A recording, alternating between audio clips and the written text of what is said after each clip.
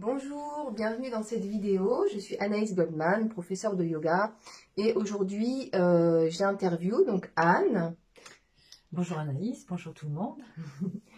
Donc Anne que j'ai rencontrée lors d'une promenade de cueillette aux champignons thérapeutiques. Un super souvenir. Et donc Anne est venue nous parler un petit peu de son expérience avec ces fameux champignons thérapeutiques. Et puis également son expérience avec un problème de maladie qui me concerne aussi et dont j'aime bien parler par rapport à la thyroïde. Et ça me tient vraiment à cœur de lui poser toutes ces questions et de valoriser son savoir énorme parce que je trouve ça extrêmement riche d'être capable de transformer un obstacle énorme dans la vie, un problème de santé handicapant, et qui peut vraiment, mais vraiment rendre la vie impossible et extrêmement désagréable, en quelque chose de positif, en une quête presque chamanique, on peut dire, on va en parler, mais pas que, parce qu'il y a vraiment des études scientifiques qui ont été faites sur les effets de ces champignons. Alors, on ne va pas parler que des champignons, mais moi, c'est comme ça que j'ai rencontré Anne, donc on va parler des fameux champignons. Et donc voilà, Anne, je te laisse te présenter. Eh bien donc moi je m'appelle Anne Lelarge, je suis sophrologue et hypnothérapeute et puis voilà, je suis atteinte d'une maladie d'Hashimoto, une thyroïdite d'Hashimoto exactement, qui est une maladie auto-immune, qui est une hypothyroïdie.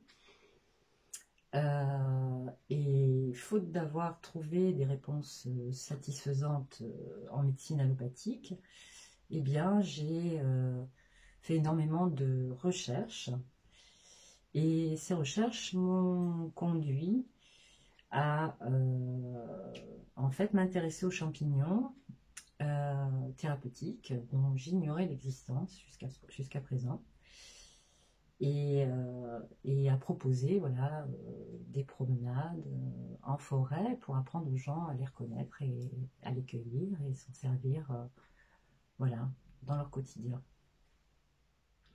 Génial. Donc, est-ce que vous pouvez nous parler un petit peu de... Est-ce que tu peux, je ne vais pas te dire vous. Oui, on peut se tutoyer, effectivement. Est-ce que tu peux nous expliquer un petit peu comment tu as été mis sur la piste des champignons et comment tu as fait le lien avec la thyroïde, avec la santé, avec ton problème à toi de santé? Et oui, parce qu'en effet, c'est un long chemin de recherche, puisqu'après des années de problèmes thyroïdiens, en fait, je me suis trouvée fort démunie par rapport à ce que pouvait me proposer la médecine allopathique, mon médecin traitant, mon endocrino, en fait, qui me prescrivait ce fameux lévothyrox, mais n'avait pas de solution quant au problème d'auto-immunité. Et puis, donc j'ai commencé à souffrir de neuropathie périphérique inférieure, ce qui m'a beaucoup inquiétée. Et c'est à ce moment-là que je me suis dit qu'il fallait que je fasse des recherches plus poussées en médecine alternative pour voir si je pouvais trouver quelque chose qui puisse m'aider. Parce que les antidouleurs traditionnelles, alors dans le sens conventionnel et chimique, ne font pas effet sur les douleurs, les phénomènes non, parce neuropathiques. que en fait, ces douleurs neuropathiques se traduisaient par des espèces de crampes, de fourmillements lors de la marche ou même en conduisant. Et puis s'arrêter dès que je m'asseyais, dès que je me massais, enfin ça s'arrêtait instantanément. Donc c'était vraiment ponctuel. Et il n'y avait pas de solution pour ces douleurs-là, à part me masser les pieds par exemple, mais j'avais pas de solution médicamenteuse. Et puis j'avais pas envie de prendre aussi des antidouleurs, puisque je savais que c'était voilà, que c'était limité dans le temps. que ça allait s'arrêter dès que je stopperais de marcher ou de conduire. Et puis Mais qui crée à la longue d'autres problèmes aussi, au niveau oui, intestinal, etc. ah oui, Du absolument. foie. Oui. Donc, mais quand même, c'était très inquiétant pour moi, puisque les neuropathies sont évolutives et que ça peut voilà, démarrer en commençant par les membres inférieurs et puis atteindre les membres supérieurs. Enfin voilà, ça peut se développer dans le temps plus ou moins rapidement. Donc j'ai fait donc tout un tas de recherches, évidemment sur des compléments alimentaires, puisque en ciblant en particulier des anti-inflammatoires et neuroprotecteurs, sachant que les maladies auto-immunes, dont les thyroïdites, parce que je fais une petite parenthèse en disant qu'il y a beaucoup de gens qui ont des problèmes d'hypothyroïdie, et je dirais que plus de 80% d'entre eux ignorent qu'ils ont une maladie auto-immune, puisque malheureusement, là encore, les médecins ne prescrivent pas des prises de sang qui permettent de révéler que ce sont des maladies auto-immunes. Donc je vous encourage, si vous êtes atteint d'une hypothyroïdie, à faire ces examens. Je pourrais vous donner en détail, si vous voulez, tous les examens qu'il y a à faire pour en avoir la certitude, et surtout pour vous aider à bien cibler en fait ce que vous prenez comme complément alimentaire ou les soins que vous allez faire autour de l'inflammation chronique. Hein. Ça, c'est super important parce que voilà, c'est une inflammation chronique. Et c'est vrai qu'on oublie, je reprends un peu ce que tu dis, Oui, mais c'est hyper important oui. d'assimiler cette donnée. Absolument. C'est que quand il y a un problème de thyroïde, c'est que fatalement, il y a une inflammation dans le corps qui ne concerne pas que la thyroïde. Donc en fait, si on ne soigne que la thyroïde avec sa production d'hormones thyroïdiennes, en fait, on ne peut pas régler tout le problème. Et il faut vraiment le dire, parce que beaucoup de gens vont se reconnaître là-dedans, c'est qu'un grand pourcentage des personnes qui se soignent avec lévothyrox ou autres, pour essayer donc de rééquilibrer la production de T3, T4, continuent à avoir des symptômes qui sont parfois exactement les mêmes que quand ils ne prennent pas les médicaments, quoi. Donc, ça veut dire que fatalement, il y a autre chose à toucher, quoi. Il y a autre chose à considérer, à soigner. Et les médecins, visiblement, les endocrinologues actuellement n'ont pas ces outils-là, quoi. Eux, ils sont formés pour rétablir la quantité d'hormones thyroïdiennes, mais pas pour agir sur le reste. Or, c'est ça qui va faire la différence. Il s'attaque en fait à l'organe et pas au système, et pas à la maladie auto-immune qui est derrière, dans l'ombre, hein, parce que les symptômes ne sont pas forcément visibles si on ne cherche pas au bon endroit. Et malheureusement, effectivement, dans le cadre de thyroïdite, maladie de base d'eau, maladie d'Hashimoto, nos anticorps attaquent la thyroïde, mais ce n'est pas vraiment la thyroïde le problème, c'est l'auto-immunité. Et c'est tout le système tout le système immunitaire qui est concerné. Et en sachant que, de ce que j'ai pu trouver à travers mes différentes recherches, et je vous encourage à en faire, hein, c'est que à la base, le problème viendrait de la porosité intestinale due à des intolérances alimentaires, aux métaux lourds, à des traumatismes qui engendrent beaucoup de stress, à des facteurs génétiques aussi, hein, si on a eu dans notre famille, dans nos aïeux, des gens qui avaient des problèmes de thyroïde. Moi, ma maman était atteinte d'une maladie de base d'eau, moi j'ai une thyroïdite de Hashimoto. Voilà, toutes sortes de polluants et de métaux lourds dans notre alimentation. Mais si on passe à côté de ça, on ne va pas pouvoir sortir du problème. Donc, c'est pour ça que je mets l'accent sur cela. Auto-immunité, système nerveux, oui, puisque à terme, donc même si tout vient des intestins, puisqu'on découvre aussi, on entre dans l'ère de la microbiote, et on commence à savoir avoir quelques éléments quand même et à connaître un petit peu le fonctionnement de la microbiote.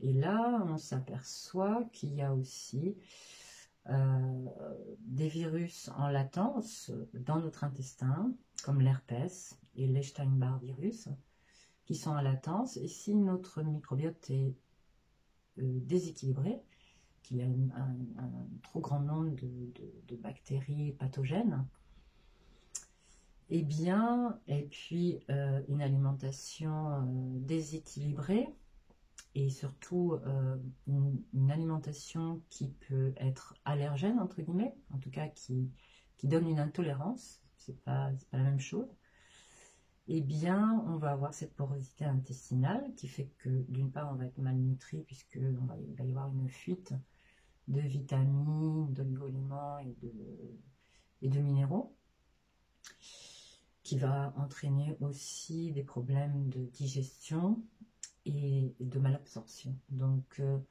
c'est un cercle vicieux, et sachant que l'intestin et le cerveau sont liés par le nerf vague, entre autres, et qu'il existe aussi une microbiote dans le cerveau, eh bien, ce qu'on a pu observer, enfin ce que les médecins, les chercheurs ont pu observer, c'est que si la membrane intestinale est poreuse, les encéphales du cerveau le deviennent aussi, ce qui entraîne à terme, ce qui a entraîné pour moi, par exemple, une neuropathie débutante, comme je vous l'ai dit, parce que mon système immunitaire, après avoir attaqué ma thyroïde, s'est attaqué à mon système nerveux, ce qu'il fait aussi dans d'autres maladies auto-immunes, hein, sclérose en plaques, polyarthrite, etc., lupus.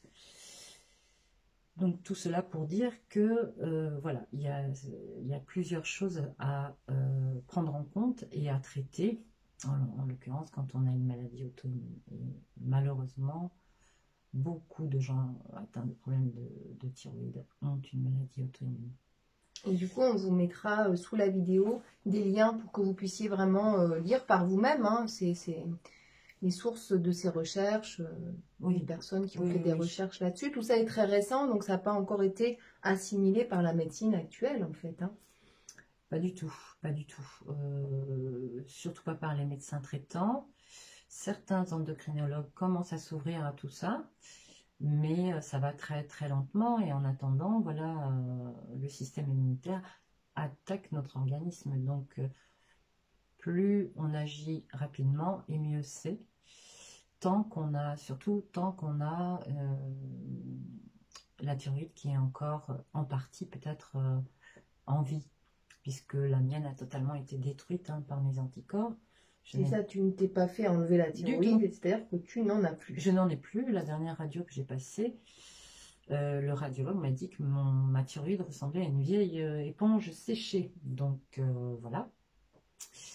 Donc elle ne peut plus du tout produire d'hormones thyroïdiennes. Donc je suis sous Euthyrox. Ce qui est nécessaire. Oui, ce qui est nécessaire. Mais pas suffisant.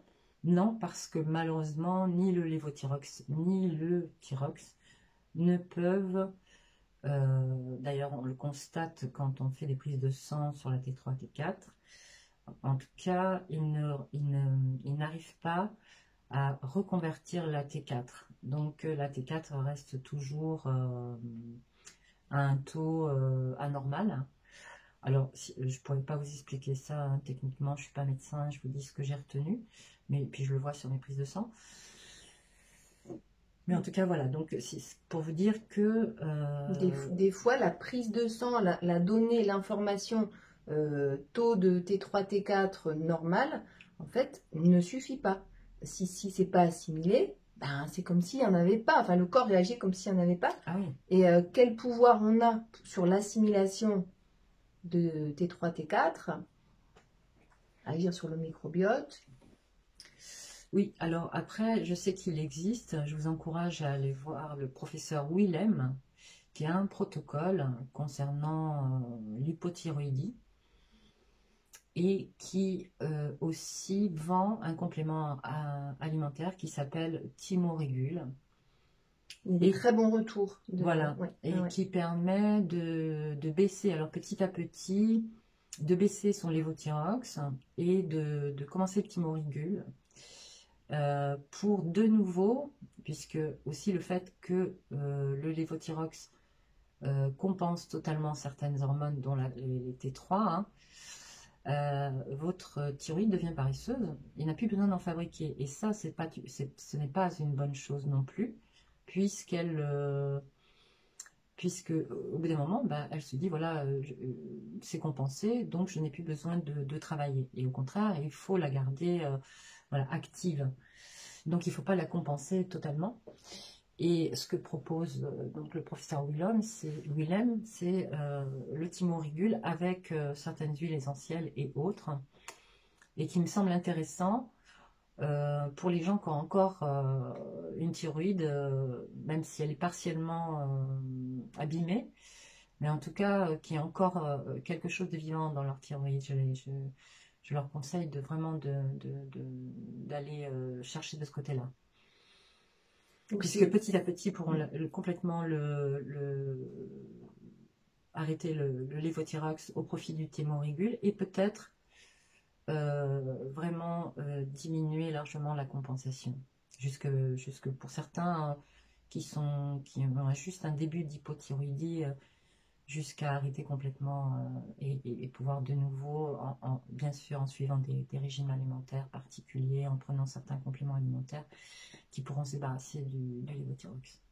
Il commence à y avoir pas mal de témoignages dans ce sens. Oui. Moi, je rencontre des gens qui ont vraiment suivi le parcours.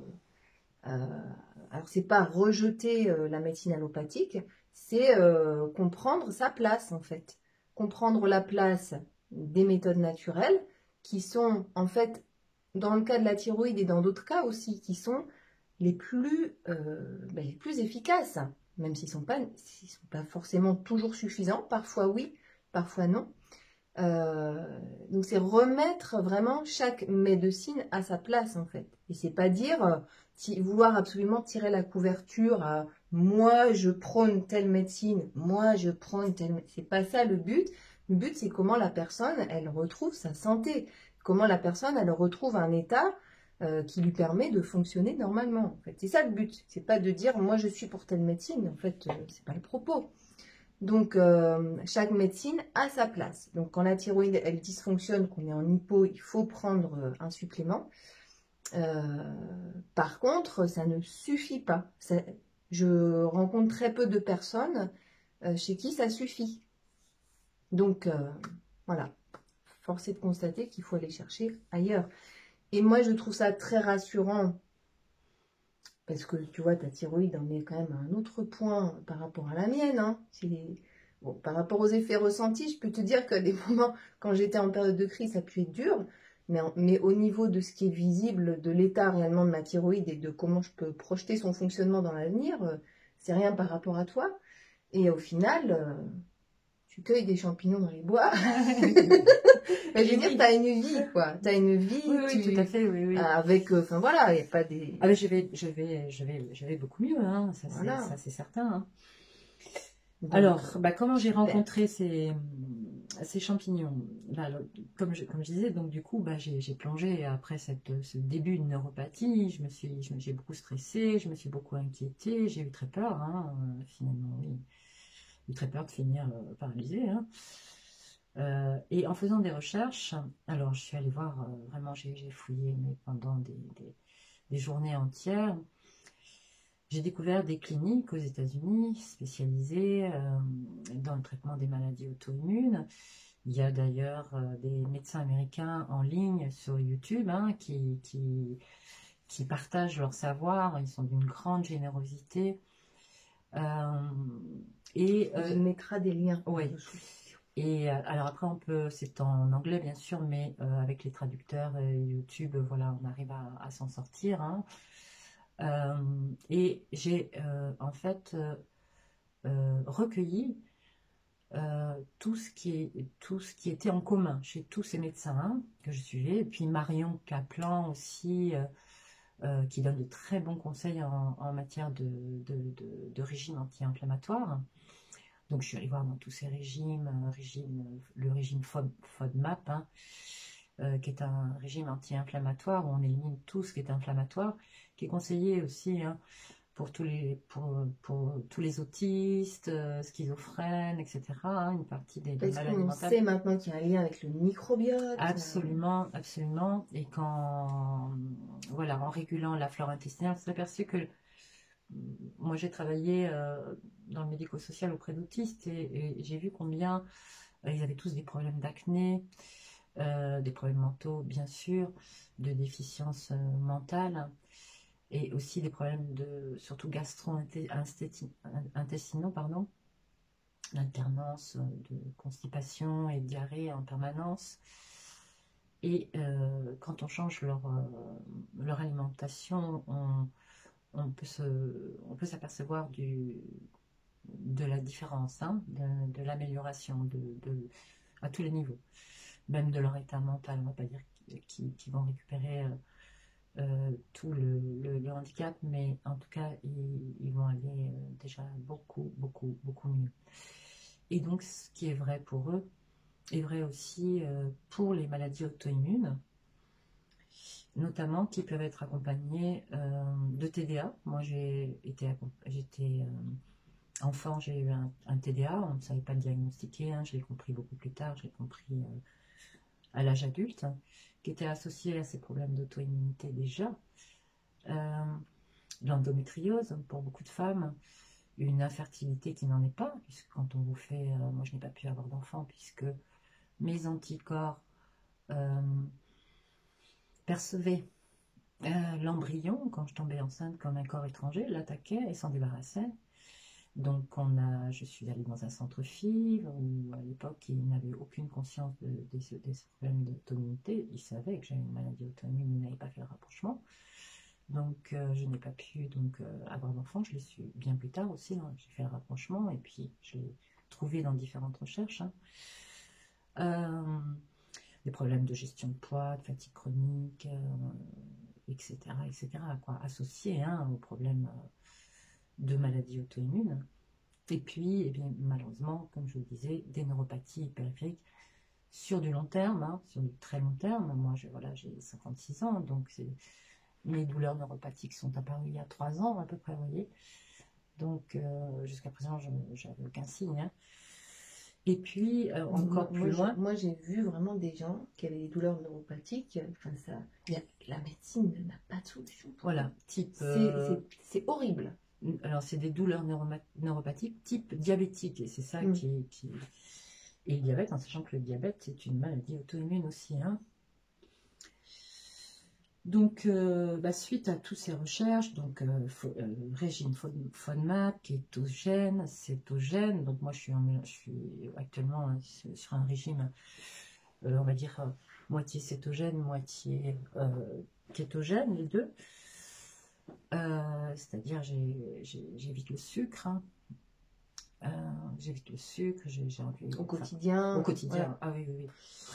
J'ai complètement changé mon alimentation. Faire plaisir des fois. Non, oui, voilà. Mais c'est l'alimentation du quotidien. Oui, du quotidien, oui, tout à fait. Donc un régime anti-inflammatoire en tout cas, voilà, c'est au maximum. Que ton aliment soit ta première médecine. Exactement, exactement. Et puis, au travers de mes recherches, je suis tombée sur le docteur Donatelli, Bruno Donatelli, qui donnait une conférence en ligne sur YouTube aussi, que vous allez trouver. Hein. Et puis, donc il donnait des conseils en matière d'alimentation. Et puis décrivait comment fonctionnent les maladies inflammatoires chroniques. Et il expliquait, il préconisait les champignons thérapeutiques. Et alors, pour moi, c'était une vraie surprise parce que j'en avais jamais entendu parler. J'ignorais que les champignons puissent être thérapeutiques. Et il soulignait surtout le lien entre les qualités des champignons et l'équilibre dans la microbiote. Sachant qu'on a donc beaucoup de bactéries dans nos intestins, on a plus de bactéries dans notre corps que de cellules dans notre corps, donc c'est quand même énorme, et qu'on est en train de découvrir l'intérêt pour la santé de certaines bactéries, et que souvent c'est déséquilibré, c'est-à-dire soit on a une flore trop pauvre en bactéries, soit trop riche en bactéries pathogènes, mais rarement très, très bien équilibré, parce que là aussi, le sucre fait beaucoup de dégâts, les métaux lourds, les pesticides, enfin tout ça déséquilibre complètement notre flore intestinale. Et donc, il est conseillé de prendre des champignons qui sont des grands régulateurs au niveau de la microbiote, et qui vont créer de bonnes conditions pour que se développent des bactéries saprophytes, c'est-à-dire des bactéries essentielles pour notre santé, hein, notre santé intestinale, mais notre santé mentale, enfin voilà. Et, euh, et voilà. Donc, et puis aussi en supprimant, ou tout du moins en mettant en latence certains virus qui sont délétères, comme l'herpès et l'Epstein-Barr virus, qui font des dégâts et qui peuvent être à l'origine de certaines maladies auto-immunes aussi. Et donc les champignons empêcheraient ces virus de se développer. Donc en fait, ils vont aller dire à la source de la maladie auto-immune. Tout à fait, ouais. Qui peut prendre différentes formes. Oui. Alors ils ne suppriment pas ces virus parce qu'on n'arrive pas à vraiment les supprimer. Enfin, pas à ma connaissance, en tout cas, peut-être qu'il existe, hein, que ça existe, mais je n'ai pas trouvé. Sachant que moi, j'avais souvent un herpès labial qui était très gênant. Depuis que je prends des champignons, il ne s'est pas manifesté, donc c'est plutôt bon signe, même si il est en dormance, hein, latence c'est dormance, mais en tout cas il ne se manifeste pas. Donc, c'est énorme, hein. Oui, oui. Et je veux dire, on peut dire ce qu'on veut, on n'a pas fait d'études scientifiques sur ton cas pour dire d'où venait le fait que tu n'as plus ce problème. Non. Enfin, tu es capable de ton expérience de faire le constat. Ah oui, oui, parce qu'en plus, moi, c'était très récurrent chez moi, c'est-à-dire au moindre coup de stress, chaleur, j'avais un herpès labial qui était récurrent, qui se manifestait plusieurs fois dans l'année et surtout l'été. Je l'avais bien une dizaine de fois et puis il me défigurait complètement, hein, il me défigurait la bouche, enfin, c'était vraiment horrible et puis très douloureux. Et plus rien. Et plus rien. Ceci avec de la lysine aussi que je conseille, qui est un acide aminé, hein, la L-lysine aussi. Au chat aussi. Pour les problèmes de conjonctivite, enfin de leurs problèmes aux yeux. Ouais, qui est très efficace aussi voilà, pour l'herpès. Qu'il faut absolument mettre en dormance. Et puis après, après j'ai été fouillée un peu partout, hein, parce que je ne me suis pas contentée de ce que donnait le professeur Donatelli. Oui, parce qu'en fait, ce qu'on peut dire aussi, c'est que chacun apporte un élément de la réponse. Ça, oui. Et c'est vrai que chaque malade, même si on a les mêmes, sur le papier, on a la même intitulé de maladie, on a des symptômes parfois hyper divers. Donc, fatalement, c'est un problème, une maladie qui implique de se prendre en charge de façon individuelle et d'aller faire son travail de recherche soi-même. Et c'est pas histoire de dire ah oui, un tel n'a pas été capable. En fait, on en est là au niveau des recherches de ce qu'on sait aujourd'hui. Et il y a un gros travail autour de son ressenti aussi. Moi, mes symptômes. Et quelle possibilité, quelle réponse je peux trouver par rapport à mes symptômes. Pardon. Donc, c'est vraiment une invitation en fait à découvrir aussi. Au début, on se redécouvre parce que je pense que ces maladies apparaissent aussi quand on se coupe de soi-même, on se coupe de notre émotionnel, on se coupe de notre corps, de notre... Oui. Et qu'on donne la responsabilité à quelqu'un d'autre, en fait. On donne, on donne la toute-puissance au médecin, le sachant, et nous, voilà, on se contente d'appliquer ce qu'on nous dit, mais effectivement, quand on commence à se dire, mais voyons, je vais chercher un petit peu par moi-même, eh bien, on s'aperçoit que finalement, même sans être médecin, sans avoir des connaissances scientifiques, on arrive à percevoir et sentir ce qui peut être bon pour nous en regroupant des informations, en allant chercher un petit peu en dehors de ce qu'on du diagnostic, voilà. des conseils. Absolument, oui, absolument. Et oui, et c'est ne pas s'enfermer dans un diagnostic, se dire tel diagnostic, telle réponse. En fait, déjà, on a pas mal de réponses naturelles qui ont été un peu oubliées, qui ont été un peu mises aux oubliettes, enfin voilà, ces derniers temps. Et puis voilà, la réponse n'est pas qu'une. Ici, on vous parle des champignons polypores. Il y a d'autres réponses possibles aussi. Et c'est très intéressant d'aller aussi du côté de la médecine fonctionnelle. Parce que leur démarche n'est pas du tout la même que la médecine allopathique. C'est-à-dire que on part du fonctionnement du corps et puis on va chercher dans tous les outils qu'on connaît aujourd'hui et qu'on connaissait hier, parce qu'il y a des études scientifiques qui sont faites aussi sur des traitements qu'on pouvait donner hier. Et on va vraiment, on est concentré sur comment fonctionne le corps. Donc on n'est pas enfermé dans un diagnostic, une réponse. Pour moi, c'est une médecine qui est en mouvement, qui est en évolution. Oui, et puis surtout, c'est pas ciblé sur l'organe malade, mais sur le système en entier.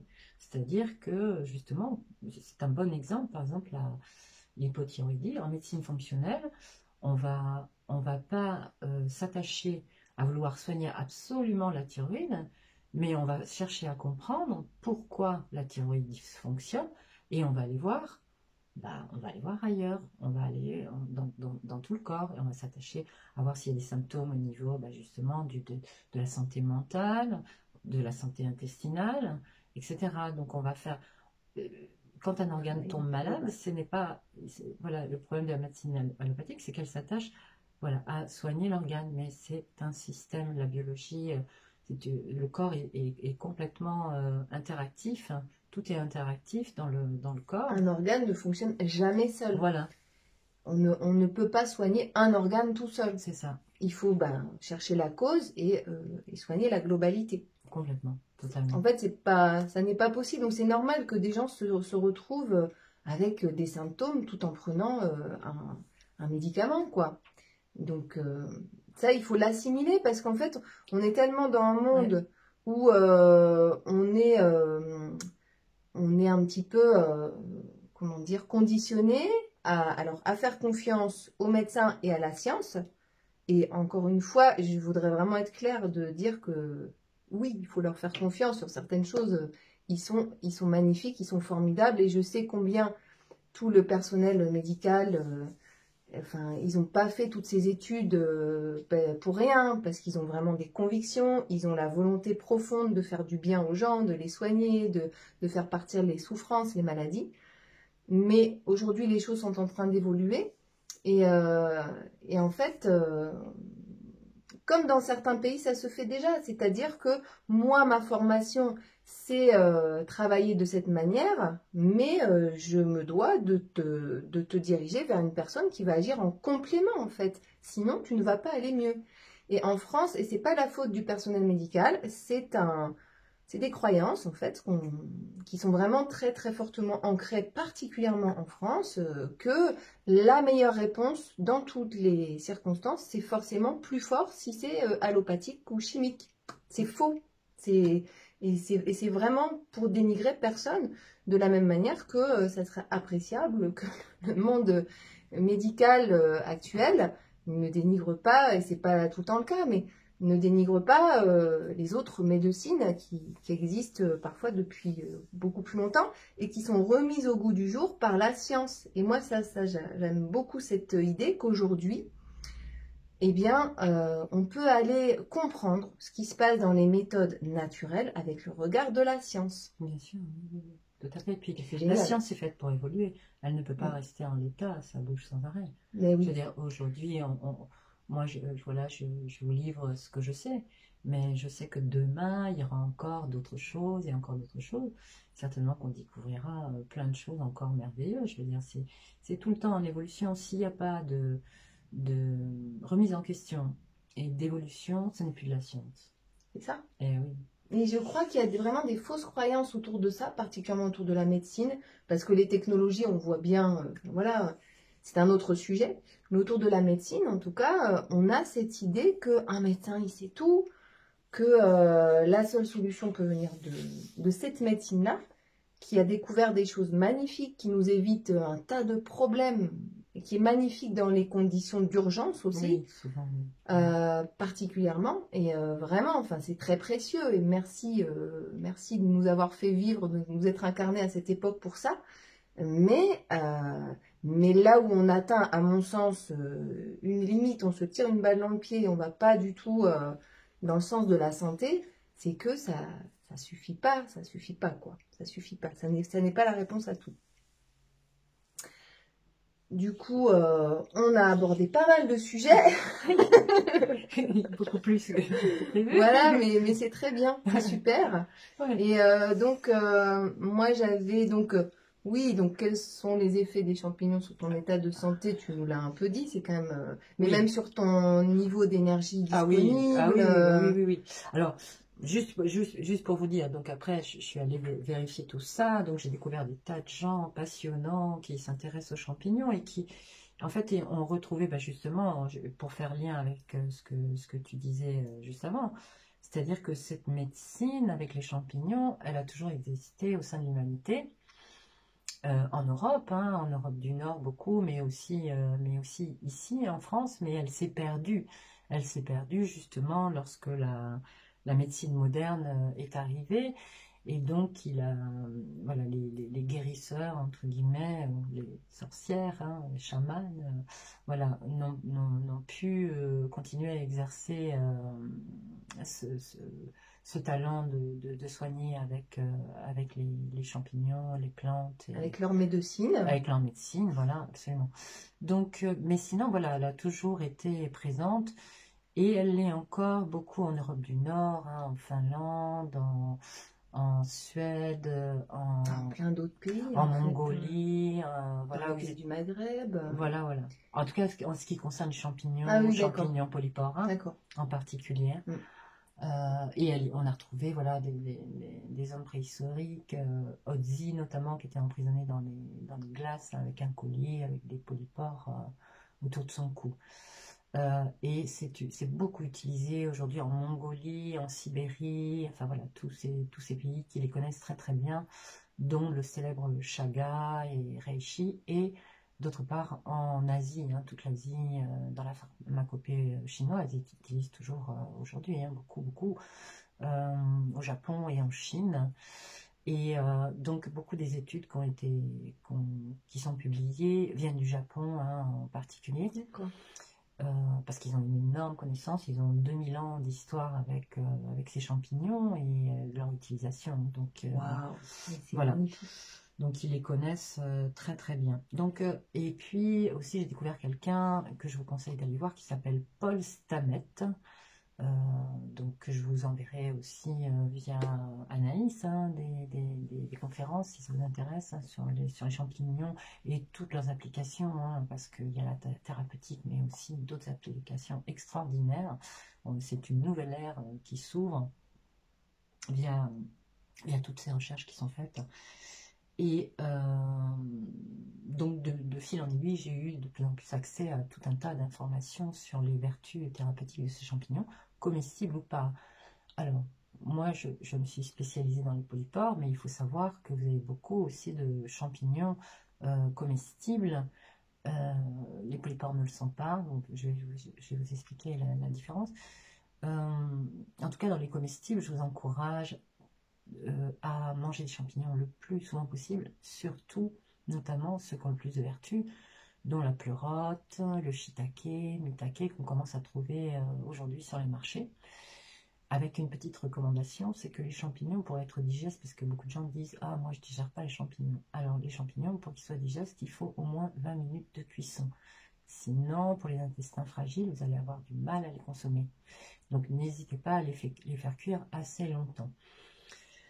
Voilà, pour ceux qui sont comestibles et que vous pouvez trouver dans le commerce. Ensuite, vous pouvez les trouver évidemment en complément alimentaire. Si vous n'aimez pas, si vous ne supportez pas les champignons, voilà. Il y en a de très intéressants hein, pour la santé, le chaga, le reishi, les cordyceps et d'autres. Tramètre, qui est un polypore. Ah oui, c'est ça. Voilà. Alors par contre, les polypores, moi, que je connais le mieux, c'est ceux qu'on trouve dans nos forêts. Et c'est pas ceux que vous allez trouver sur Internet en complément alimentaire, quoique parmi eux vous allez les trouver. Mais moi, ceux qui m'intéressent, c'est ceux qu'on trouve autour de chez nous. Et ce qu'on disait tout à l'heure, c'est que ben, les plantes sauvages, là on parle de champignons, mais ceux qu'on trouve du coup qui poussent naturellement. C'est-à-dire qu'il n'y a pas la question de se poser est-ce que la graine a été modifiée. Le mycélium en l'occurrence. Le mycélium en l'occurrence, pour les champignons. Il n'y a pas la question à se poser, est-ce que ben, du coup, aujourd'hui dans notre alimentation, les nutriments ont baissé de 50 à 70%. Teneur quand on prend une pomme, un légume, etc. Même bio en fait. Hein. Ouais. Pour diverses raisons, parce que peut-être la terre s'est appauvrie, les graines ont été plus ou moins modifiées. Enfin, un tas de facteurs. Est-ce qu'on maîtrise exactement ce qui se passe? On ne sait pas trop. En tout cas, 50 à 70% de nutriments en moins dans les légumes, dans les produits, dans les végétaux qu'on consomme aujourd'hui. Alors que quand on va trouver une plante dans la nature, déjà, elle a choisi son environnement. Parce que c'est l'environnement qui lui convient. Parce qu'elle va puiser les vitamines, les minéraux. Elle n'a pas épuisé le sol à force de cultiver, recultiver au même endroit. Et en fait, il y a, du coup, elle est dans la pleine puissance de ses capacités. Totalement. Ce qu'on ne trouve pas forcément dans toutes les gélules. C'est pour ça que des fois, on dit, ah oui, j'ai pris telle plante, il y avait telle promesse, tel effet marqué dessus, ça m'a rien fait. Quelle est la qualité de la plante? Donc, l'intérêt des champignons, des polypores, c'est qu'on les trouve dans la nature. C'est ça. Ils sont discrets, mais vous les connaissiez, vous les avez vus. Mais oui, ils sont beaux, on les croise hein, sans savoir voilà, le trésor qui y a en eux. Enfin, en tout cas, pour moi, cette découverte-là, de savoir qu'il y avait des champignons comme le reishi, alors certains d'entre vous peut-être le connaissent, hein, c'est un des champignons majeurs de la pharmacopée chinoise, c'était l'herbe de l'immortalité, qui n'était destinée qu'aux empereurs japonais et chinois, pour vous dire, qui petit, encore tout jeune, était porté en talisman, parce qu'on savait que ses vertus passaient à travers la peau, et on le portait précieusement autour de son cou, hein, pour qu'il protège et qu'il augmente l'énergie vitale, qu'il équilibre les énergies yin et yang, enfin bref. Donc au Japon, il est vénéré, en Chine aussi, ils le connaissent très très bien. Et quand j'ai découvert qu'il y en avait dans nos forêts, ici, en France, et ses cousins, plus la tramètre versicolore, qui est un petit champignon qui est utilisé en oncologie au Japon, partout dans les services de cancéreux, hein, il est utilisé, bien sûr en association avec d'autres thérapeutiques, hein, allopathiques, mais en tout cas, il est très utilisé en oncologie, il y a très très bons résultats. Voilà, donc moi, mon cœur a bondi de joie, je me suis enthousiasmée pour ça, donc je suis allée fouiller un petit peu partout, j'ai appris à comment les reconnaître, et du coup, je propose des promenades pour permettre aux gens, voilà, d'apprendre à les reconnaître. Et pour moi, tu vois, je te coupe un peu. Oui, je t'en prie. Pour moi, le fait de rencontrer comme ça notre médicament dans son élément naturel, il y a un côté initiatique, il y a un côté chamanique, il y a un côté je me réapproprie mon pouvoir guérisseur. Complètement. Oui. Sans être dans la prétention de pouvoir me guérir complètement toute seule, c'est pas ça le truc. Mais je pense que si on n'a pas connecté en fait cette dynamique-là, il y a des problèmes de santé qui s'imposent à nous pour nous faire, enfin moi c'est mon interprétation, et pour nous faire reconnecter ça en fait. Et pour moi il y a vraiment un sens initiatique, spirituelles, chamaniques, on met le mot qu'on veut, mais dans ces maladies-là, quoi. C'est reprendre notre pouvoir, exactement, comme tu dis. Et puis, d'autre part, de faire cette démarche, d'aller dans ce sanctuaire qu'est la forêt. C'est remettre du sacré aussi, hein. Et puis de respecter le cycle des saisons, de se connecter avec les arbres, puisque ces champignons polypores sont des champignons qui ont un lien avec des arbres en particulier, qui ont une connexion via le mycélium à l'arbre. Il y a un lien très, très, très intime avec certains arbres, hein. Et donc, il y a tout le respect aussi. Remettre du sacré, c'est respecter la saison, les cueils, c'est aussi les remercier, enfin voilà, pour tous leurs bienfaits.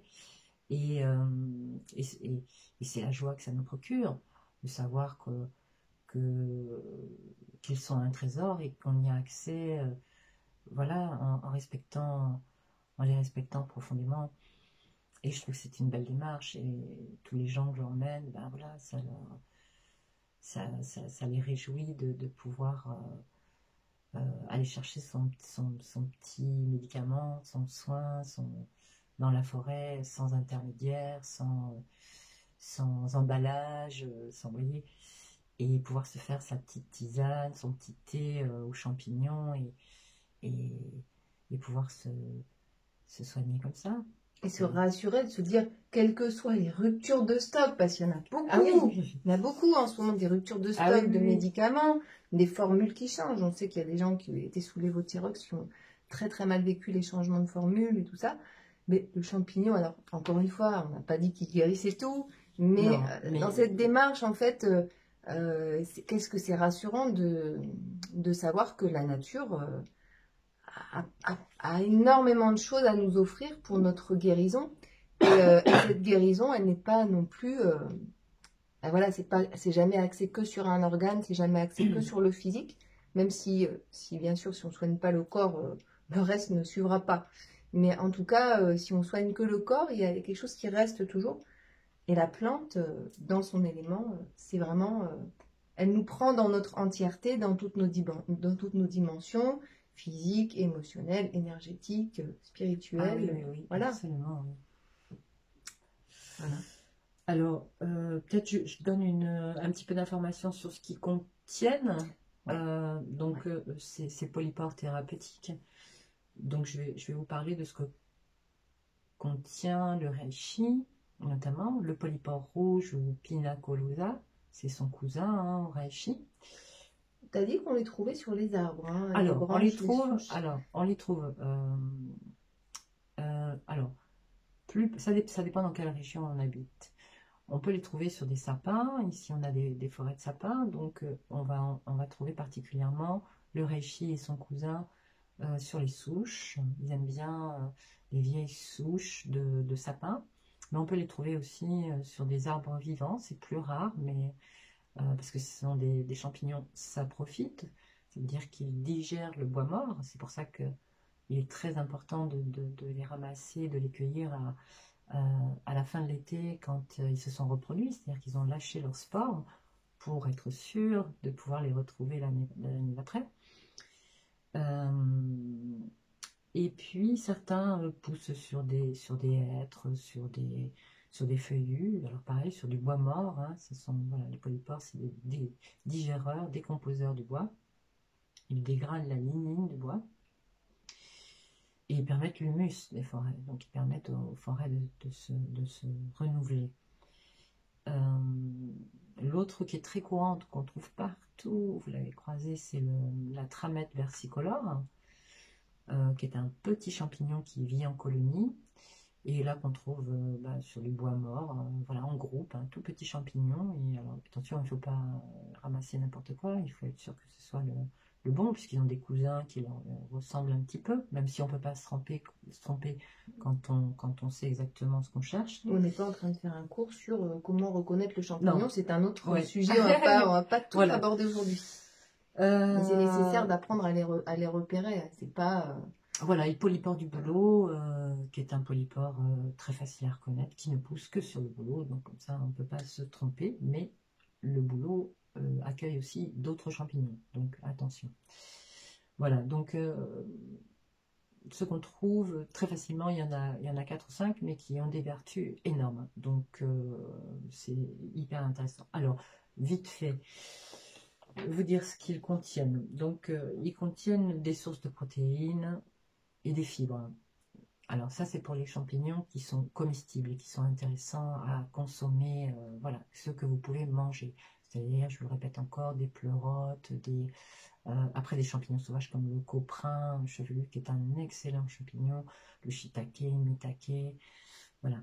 Ils contiennent beaucoup de vitamine B, donc très important pour Système nerveux. Voilà, système nerveux, entre autres B2, B3, B5, beaucoup de vitamine D, puisqu'ils contiennent des ergostérols. Alors, je ne vais pas vous expliquer ce que c'est, mais en tout cas, c'est des stérols et c'est des précurseurs de la vitamine D, c'est-à-dire qu'ils vont participer à faire cette conversion de la lumière du soleil en vitamine D. Ils vont améliorer la qualité de la conversion. Alors, des minéraux, des oligo-éléments, notamment du germanium qui est très intéressant, qui permet que les globules rouges, qui augmente la durée de vie des globules rouges, qui permet tout un tas de transformations aussi très intéressantes. Et ils détiennent aussi de puissants actifs qui s'appellent les terpènes, triterpènes et polysaccharides.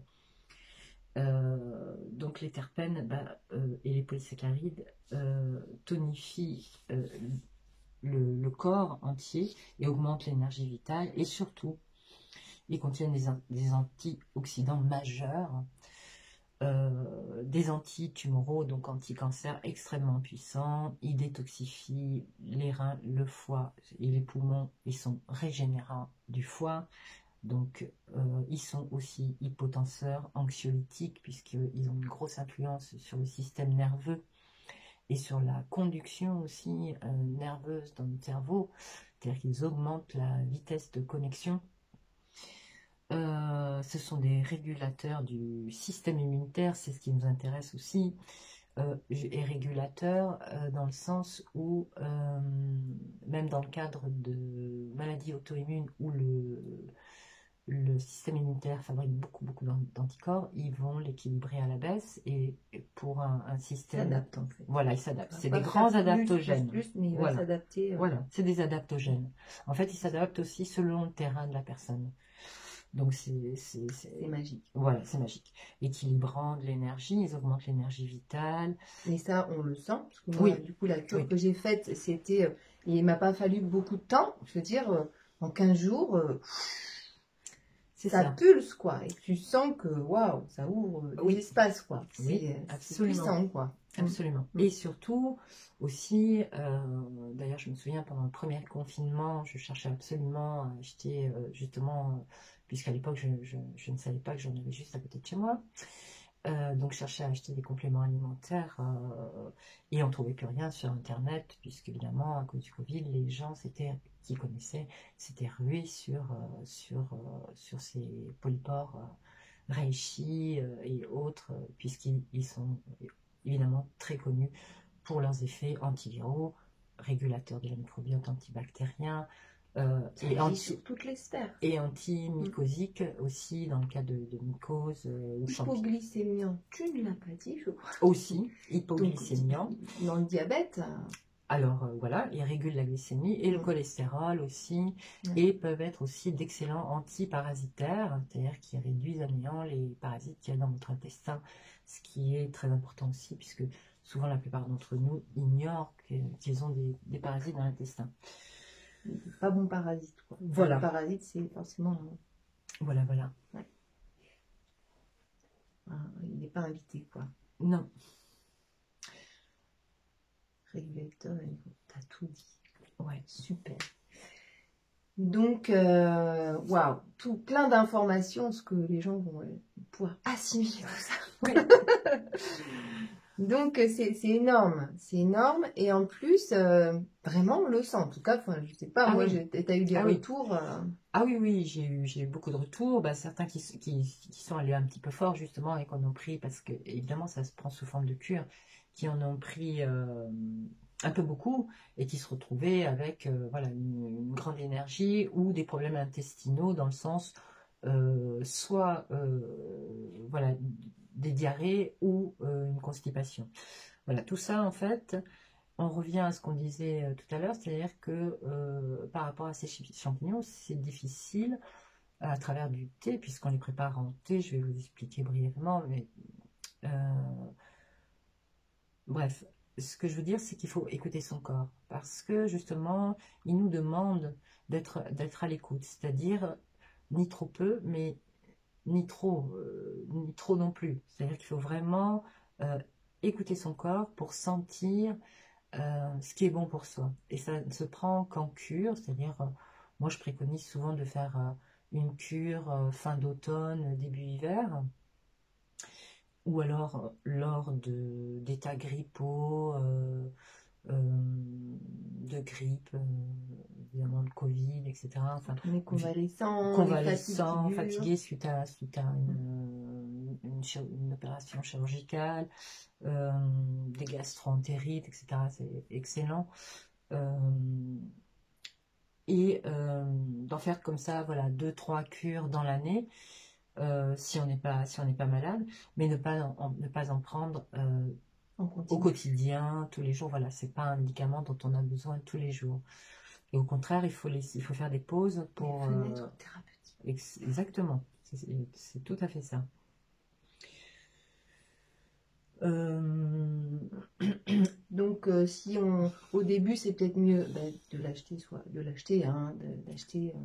oui, oui. Alors, effectivement, bah, tout le monde n'a pas le temps d'aller faire des cueillettes en forêt, et puis Tout le faut monde les n'a pas une connaître. âne à côté pour lui apprendre. Voilà. Après, si vous êtes assez nombreux, je peux me déplacer. Ouais.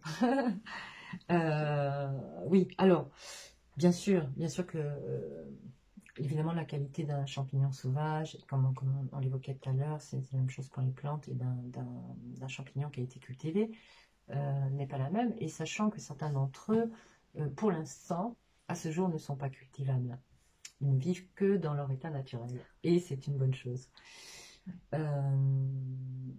Alors, comment faire pour choisir des compléments alimentaires dans ce vaste marché Où il y a de tout, voilà, vraiment, il y a à boire, à manger, à boire il et y à a du manger. bon et il y a aussi du inefficace et il y a aussi du pas bon. Absolument, il y a de tout. Il y a de tout. Donc déjà, moi, je dirais qu'il faut s'assurer que il soit bio. Bon, plutôt acheter sur des sites, des fabricants qui ne font que ça, pratiquement. C'est-à-dire, je vois j'ai vu plusieurs sites, j'en ai vu beaucoup, je suis allée chercher un peu partout. Et moi, ce que je trouve rassurant, c'est quand le site internet ne vous propose que des produits fabriqués par un seul producteur, où il n'y a pas tout un tas d'autres choses à vendre en même temps, mais qui sont spécialisés. Par exemple, j'en connais un en France, dans le Massif central, qui s'appelle Mycostim à Tanor Bio.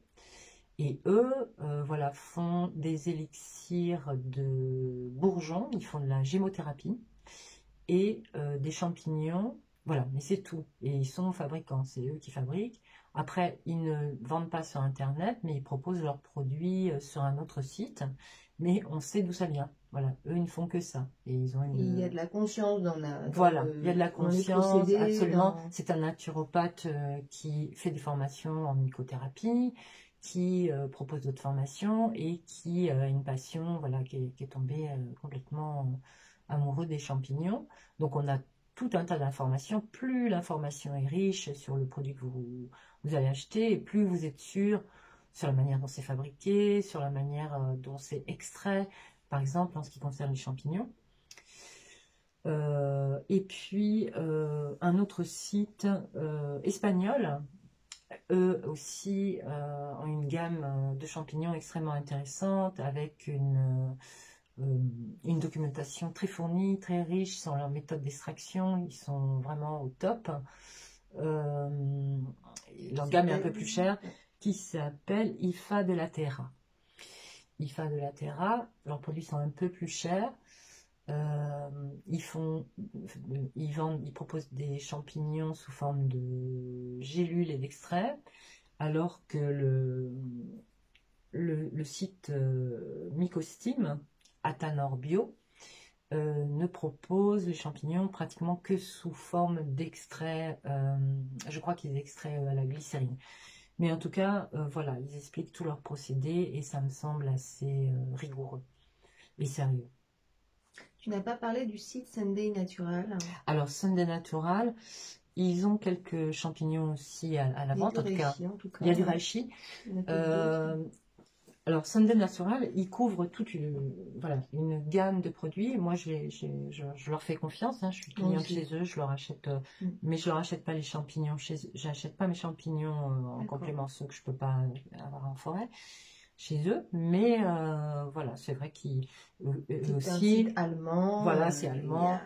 Il y a vraiment une documentation très fournie, une qualité. Ils sont à la pointe des dernières recherches sur les effets des produits naturels et comment on doit les produire pour que ça fonctionne. Oui, ils ont des certifications, etc. Il n'y a pas des ajouts dedans, du dioxyde de titane ou je ne sais quoi. Les gélules sont végétales, enfin voilà, tout est... C'est vraiment conscient, qualité, quoi. Tout à fait. Pas cher du tout. Mais ce qui est bien, c'est que, par exemple, Mycostim, ce laboratoire français, propose des synergies. C'est-à-dire, selon la cible, par exemple, si vous cherchez des champignons pour le système nerveux, ils vont vous faire un mélange de 3 champignons qui tous les 3 mélangés vont ajouter une dimension thérapeutique supplémentaire et sous forme liquide. Donc ils ont mycotriplex, ça s'appelle. Donc ils ciblent des systèmes, justement, système nerveux, système digestif, etc. Et je trouve que c'est intéressant. Donc ils sont vraiment voilà, des producteurs locaux, français, et avec une grande documentation et beaucoup de sérieux, de conscience dans ce qu'ils font. Voilà, après, il y a aussi ce laboratoire américain. Quand je vous parlais de Paul Stamets, je l'ai évoqué, je crois. Hein, voilà. Il a un laboratoire qui s'appelle Fungi Perfecti, où lui aussi est un fabricant, un producteur. Donc, voilà, il ne fait que ça. Il a une grande gamme de produits dérivés des champignons. Il y a aussi un site allemand qui vend des produits vétérinaires pour les animaux de compagnie. Oui, toi tu donnes à ton chat. Ah, moi je donne à mon chat du reishi avec de la graine d'ortie. Et il est en pleine santé, il a un poil magnifique. Voilà, je lui mélange, en prévention, et puis des fois du polypore, du bouleau, qui est un antiparasitaire intéressant. Comme ça, j'ai plus besoin. C'est vrai que ça fait antiparasite aussi, voilà. C'est vachement bien pour les animaux. Voilà. Mais c'est super. Alors du coup, parce que du coup on n'avait pas parlé des questions, je pense que d'un point de vue technique, on a fait le tour. Oui, il me semble. De toute façon, n'hésitez pas à m'envoyer par mail. Je vais mettre mon adresse mail là sous la vidéo. Si vous souhaitez recevoir plus d'informations, on vous les enverra par mail. Anne a vraiment une documentation extrêmement fournie par rapport à tout ça. Et puis si ces sujets vous intéressent, n'hésitez pas à le manifester sous la vidéo pour qu'on continue à faire des vidéos, parce que c'est en rencontrant son public qu'on sait ce qui peut intéresser qui, d'accord. Alors moi j'avais quand même encore une question. Je pense que ça sera la dernière parce que ça fait plus d'1 heure. Donc Anne, d'après toi... Est-ce que tu estimes que ta maladie, a été pour toi source d'un message particulier, un message du corps qui s'exprime avec un mal-être, avec des symptômes, avec des signaux. Et oui, ça m'a posé question, surtout quand on est atteinte d'une maladie auto-immune. Donc en fait, on se dit, oh là, c'est mon corps voilà, qui me combat, qui m'agresse, qui me rend malade, c'est moi-même qui me rend malade, donc ça pose énormément de questions. Ça a été très déroutant, très difficile hein, de se poser cette question. Oui, il faut être capable Voilà. de regarder en face. Absolument, ouais. Ouais. Oui. Et après, on peut comprendre, hein, selon notre histoire, etc., comment peut-être on en est arrivé là. Mais en tout cas, derrière ça, j'ai aussi entendu qu'il fallait que je prenne soin de moi, tout simplement. Et que j'apprenne ce que je ne savais pas faire, avant. Donc, il a fallu que, oui, je prenne vraiment soin de moi dans tous les sens du terme. Et puis finalement, comme moi je viens du secteur médical et médico-social, et finalement je me suis dit qu'apprendre à prendre soin de moi, eh bien me permettait aussi finalement de prendre soin d'une meilleure façon des autres aussi. Quand on apprend à s'aimer un peu, eh bien on est plus en capacité d'aimer les autres. Et puis ça m'a appris à écouter aussi, à écouter mon corps et à me faire confiance, à suivre mon intuition, oui. à me guider et à comprendre que je pouvais effectivement me faire confiance et du coup effectivement cette guidance intérieure eh bien que je n'avais pas écoutée jusqu'à présent était là et pouvait me rendre service, énormément me rendre service. Donc et forcément si ça me rend service à moi, ça peut rendre service aux autres aussi. Exactement. Et voilà. Juste la glande maîtresse, la maman de la thyroïde, enfin ou la chef de la thyroïde, je sais pas comment me dire, mais c'est l'hypophyse. Ouais. Et dans le yoga, en fait, c'est le troisième œil, quoi. Donc c'est le centre, Ajna Chakra, c'est le centre de l'intuition, du guide intérieur, de la connaissance innée de nos ressentis. On parle de la thyroïde, mais quand on parle de la thyroïde, en fait, il faut aussi prendre en considération sa maman, quoi. Ouais. Sa maîtresse, enfin sa chef, son mentor, quoi, son guide. Et c'est l'hypophyse qui envoie les messages à la thyroïde pour lui donner les ordres de produire telle ou telle quantité de T3, T4. C'est notre guide intérieur qui dit à notre thyroïde, exprime-toi, quoi. Oui, mais je pense du coup que ça l'a beaucoup développé, hein. Ça s'est beaucoup développé, ouais, au fil du temps, finalement. D'avoir cette écoute intérieure avec cette acuité beaucoup plus grande. Oui. Il y a toujours un bénéfice, hein, quoi qu'il arrive. Oui, et c'est vrai qu'à un moment donné, on n'a pas trop le choix aussi que de se concentrer absolument, sur le positif. Oui, puis d'accepter de suivre comme tu dis, son intuition, puis de se faire confiance. De se faire confiance. Ouais. Et c'est de percevoir à travers tout ça ce qui est bon pour moi, hein, en fait. Ouais. Et d'aller, voilà, où c'est bon pour nous, mais avec son cœur, où ça vibre, où ça résonne, et suivre ce chemin. Hein. Et s'exprimer, quoi. Exprimer notre particularité, notre vérité intérieure, pas dans un sens égotique, mais dans un sens où je me suis incarnée sur Terre, pas pour faire un robot, pas pour rentrer dans un moule, pour être comme tout le monde, sinon on serait des robots, on est des humains. Oui. Et la thyroïde, elle vient peut-être aussi nous envoyer le signal, hey, t'es qui sur Terre, là? Qu'est-ce que tu as à offrir, toi, de particulier? Est-ce que tu vas faire comme tout le monde? Est-ce que tu vas te décider à dévoiler au monde, à faire à faire bénéficier le monde de ta coloration, de ta couleur, de ton énergie. Oui, honorer notre singularité. Ouais. C'est ce qui fait la richesse de l'humanité. C'est qu'on est tous singuliers, qu'on a tous à apporter quelque chose à ce monde. On est là pour ça, je pense. Ouais. Justement parce qu'on est singulier et que chacun a son petit trésor à offrir et à partager. Et oui. Plutôt que de le cacher comme une honte. Hein. Oui, oui. Ou en ayant peur qu'on nous prenne. Oui, aussi, ouais. Voilà, bah, je te remercie beaucoup, Anne. On va s'arrêter là.